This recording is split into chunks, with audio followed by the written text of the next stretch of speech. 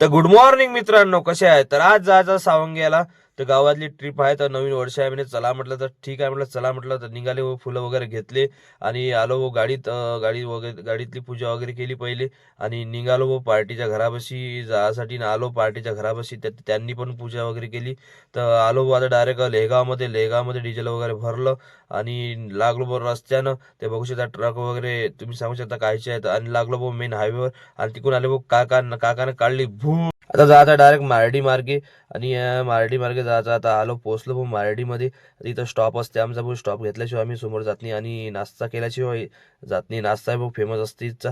आणि आलो भाऊ आता डायरेक्ट सावंग्यामध्ये आलो भाऊ. आता हे नारळ वगैरे घेतलं भाऊ, पूजावरती सामान वगैरे घेणं चालू आहे. आता घेतलं भाऊ, आता निघालो मंदिराकडे. आणि बघू शकता हे आपलं मंदिर आहे समोर, बघू शकता. आधी जायचं त्या आतमध्ये.